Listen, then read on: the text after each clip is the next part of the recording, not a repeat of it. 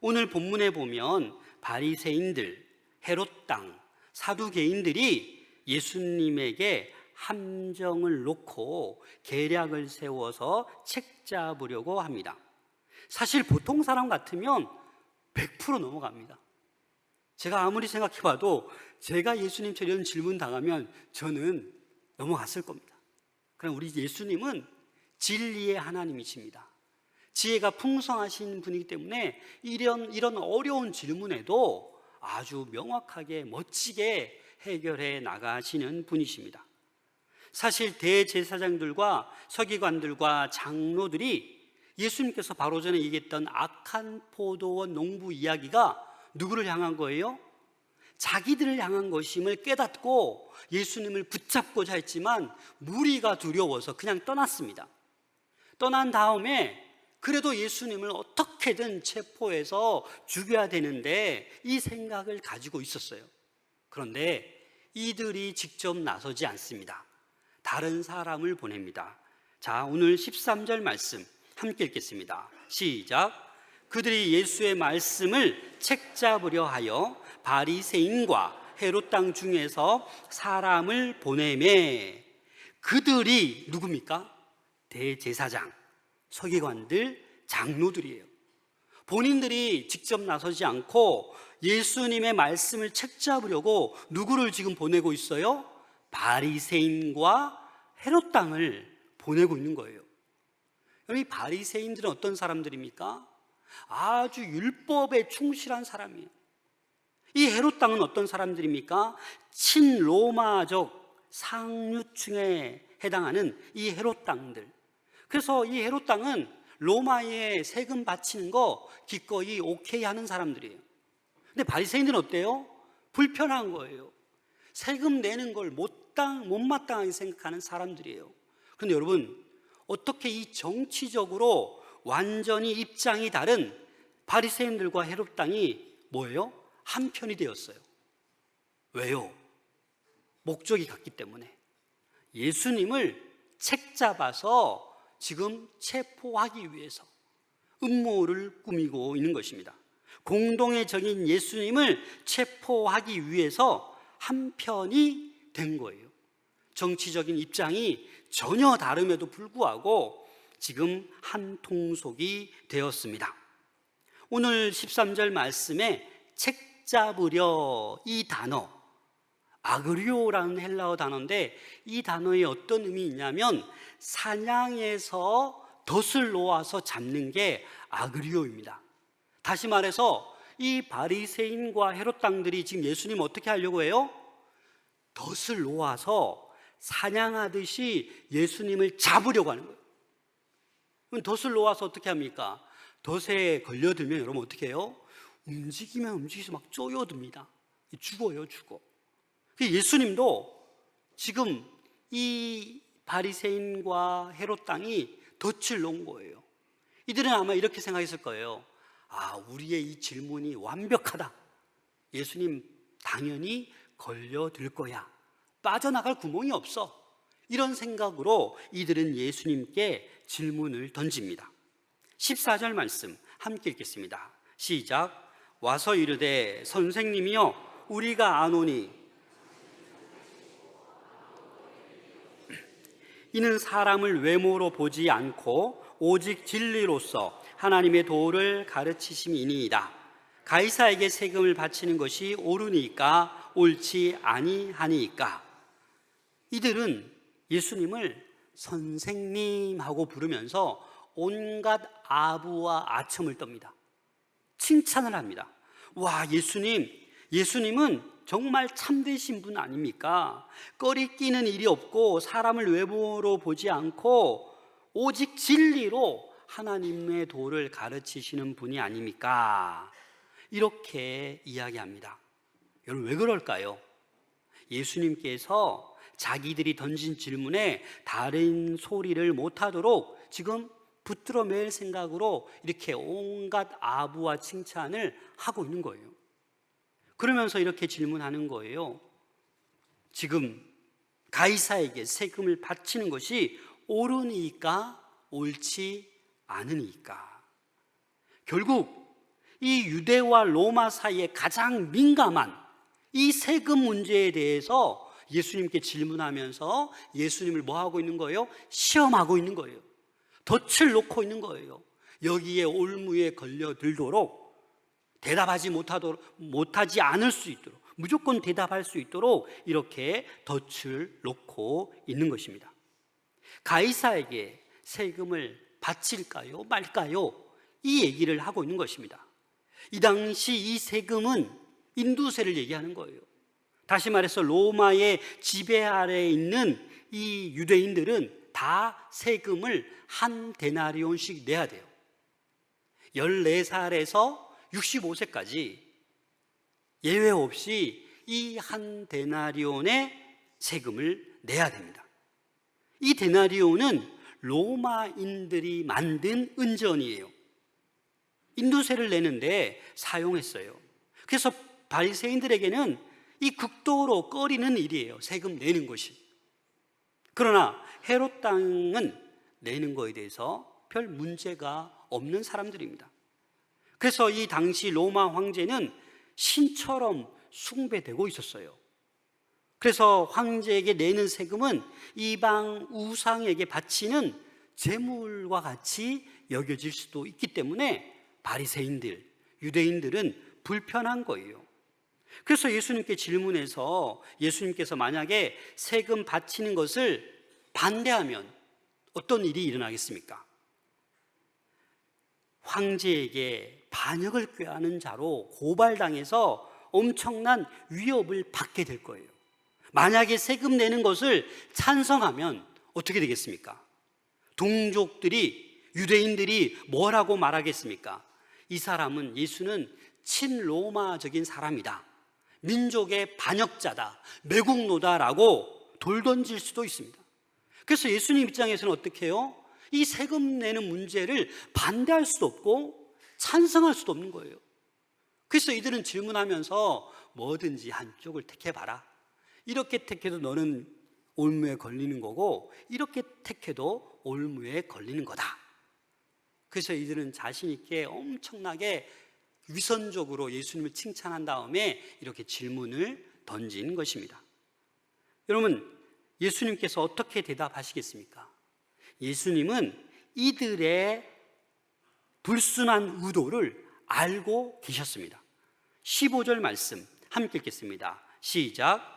우리가 바치리까 말리까 한데 예수께서 그 외식함을 아시고 이르시되 어찌하여 나를 시험하느냐? 데나리온 하나를 가져다가 내게 보이라 하시니. 이렇게 선택도 못하고 저렇게 답할 수도 없고 진퇴양난의 위기 가운데 몰려 있는데 예수님은 그들의 위선을 안 거예요. 그들의 외식함을 꿰뚫어 보신 거예요. 여러분, 혹시 여러분들 중에 사람의 마음을 꿰뚫는 분들 계십니까? 많죠. 왜 이렇게 유치원 아이들 3살, 4살, 5살 아이들 보면 그 마음을 꿰뚫을 수 있지 않습니까? 경험이 없으세요? 저는 다 꿰뚫을 수 있을 것 같은데. 저도 이렇게 우리 성도님들 보면, 이게 자랑은 절대 아닙니다, 마음을 어느 정도 꿰뚫을 수 있습니다.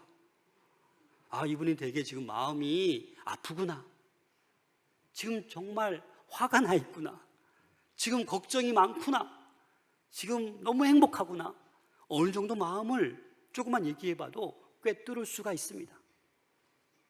그런데 우리 예수님은 어떻게 해요?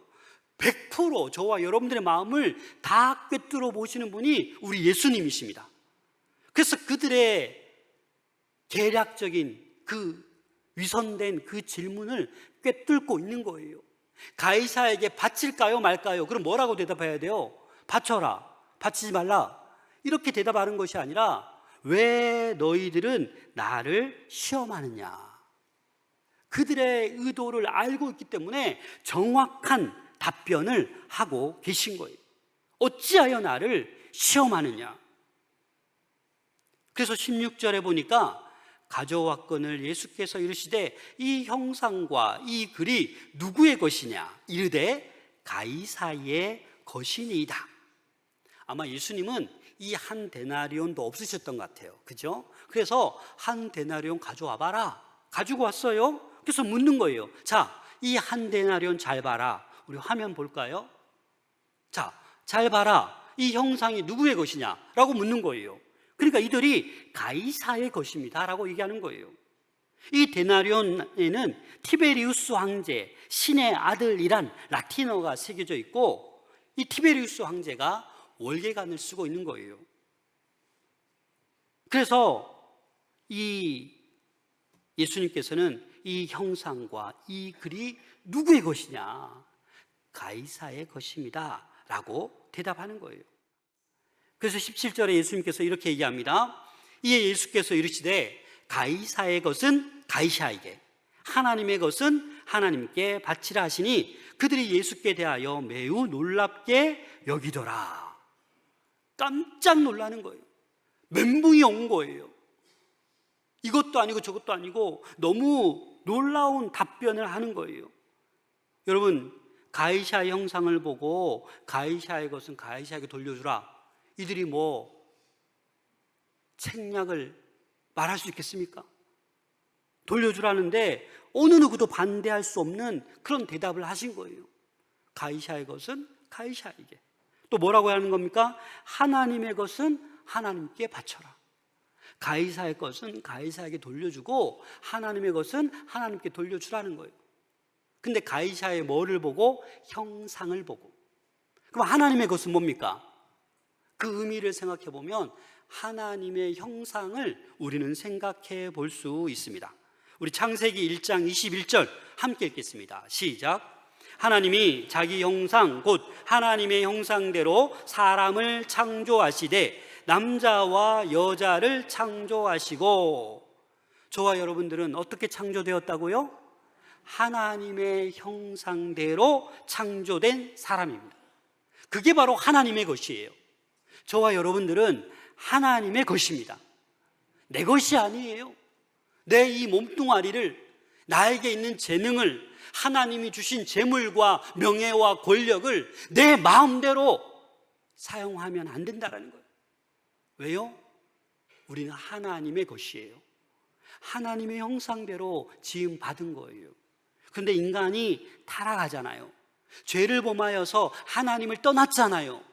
그래서 예수 그리스도를 보내주셔서 예수 그리스도의 십자가의 죽음으로 인하여 저희의 죄를 대속해 주시고 저와 여러분들을 구원해 주신 거예요.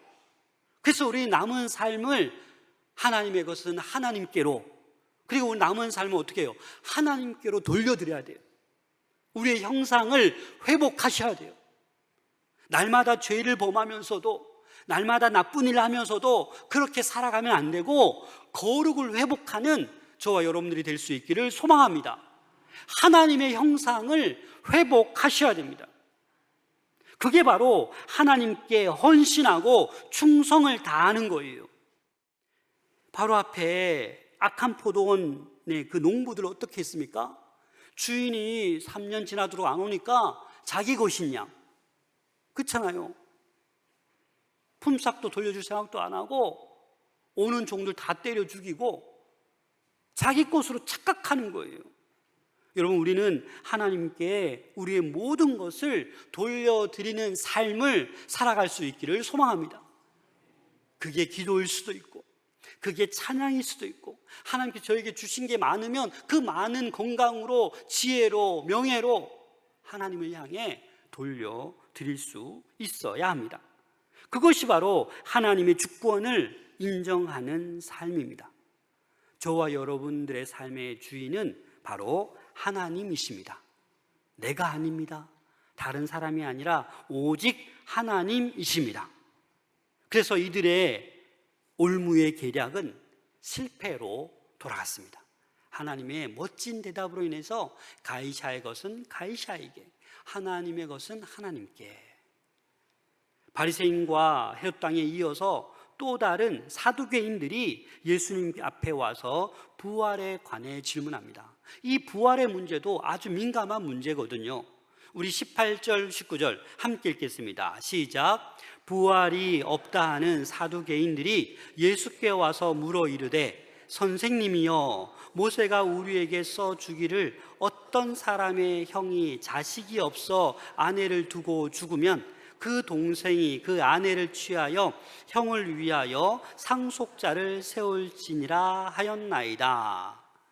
먼저 이 사두개인들은 어떤 사람들입니까? 제사장 출신의 귀족들, 아주 보수적인 사람들이에요. 이들은 뭘 믿냐면 토라밖에 안 믿어요. 모세오경, 창세기부터 신명기까지 이 5권의 책만 믿습니다. 쓰여진 토라만 믿어요. 바리새인들은 그렇지 않아요. 쓰여진 토라와 구전으로 내려온 하나님의 말씀을 다 믿는 그 차이점이 있습니다. 그래서 사두개인들은 부활을 믿지 않습니다. 사도행전 23장 8절 함께 읽겠습니다. 시작. 이는 사두개인은 부활도 없고 천사도 없고 영도 없다 하고 바리새인들은 다 있다 함이니라. 좀 차이가 있죠. 하지만 이 사두개인들은 뭐예요? 영도 없고 부활도 없고 천사도 없다라는 거예요. 왜? 자기들이 읽고 보고 공부한 이 토라 율법책에는 그 부활의 말이 있는 것을 발견하지 못했거든요. 이미 마가는 예수님께서 마가복음 8장, 9장, 10절에 3번씩이나 계속해서 이 부활에 대해서 말씀하셨습니다. 부활에 대해서 예언하셨습니다.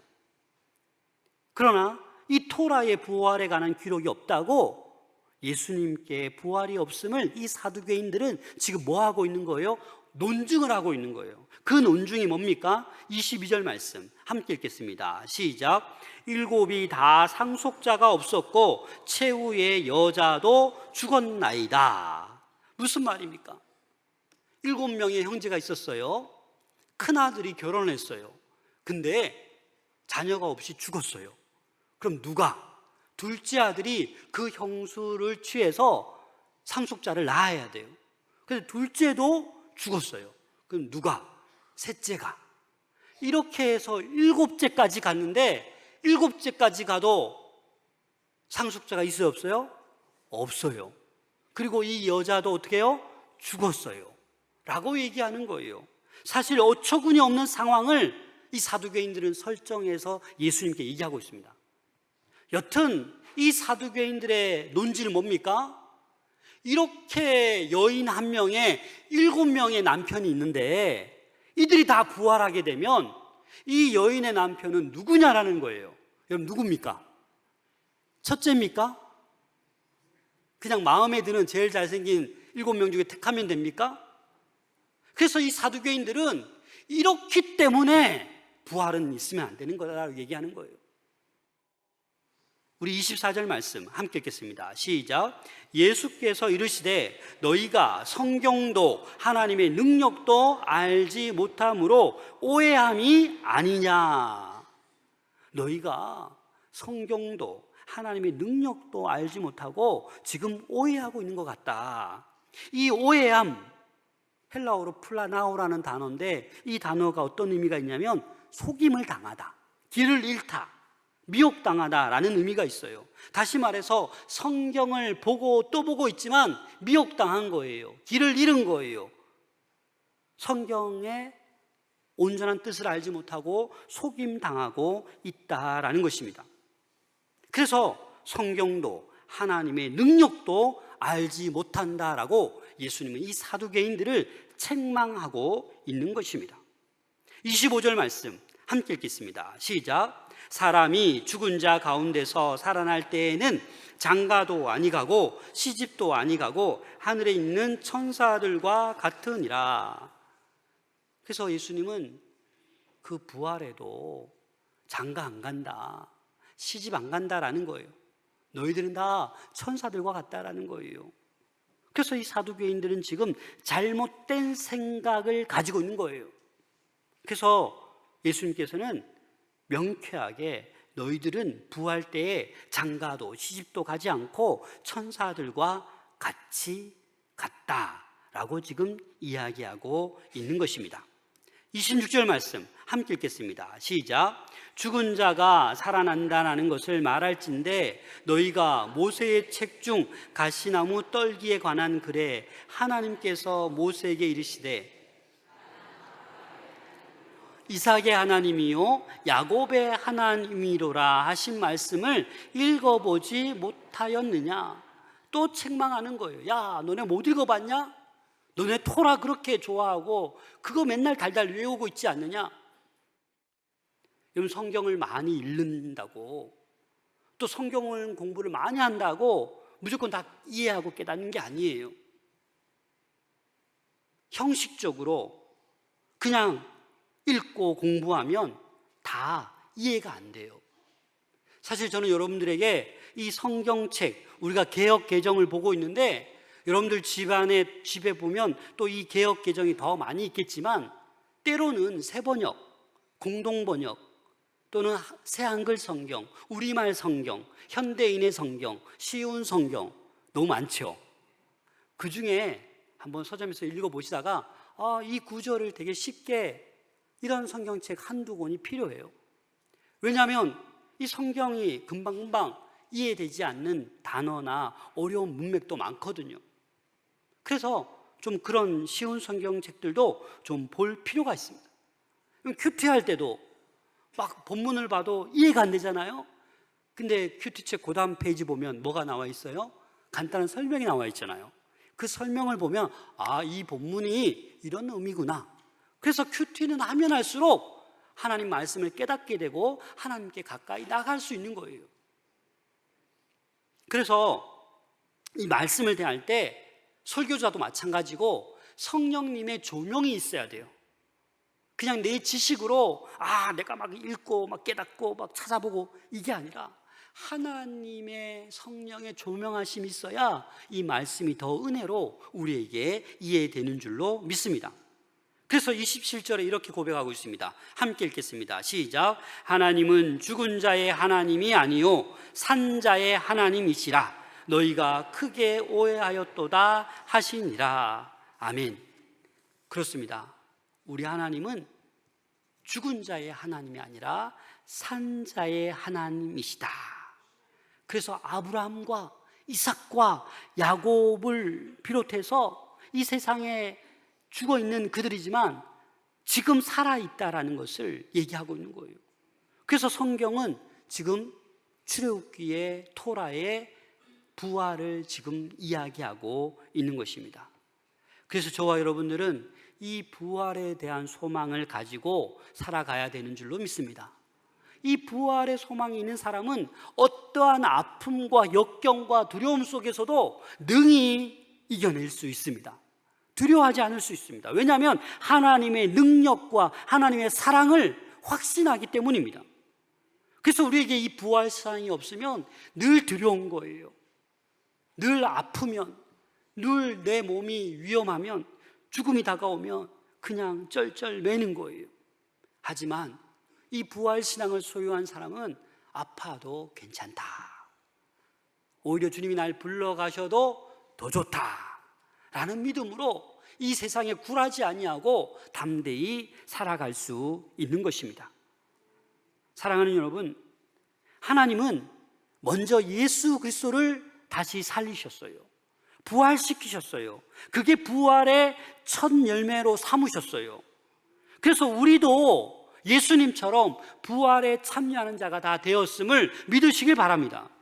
그래서 저와 여러분들은 이 부활 소망을 품고 이 세상에서 죽음을 두려워하는 자들, 그들에게 복음을 전하는 부활의 증인으로 살아갈 수 있기를 소망합니다.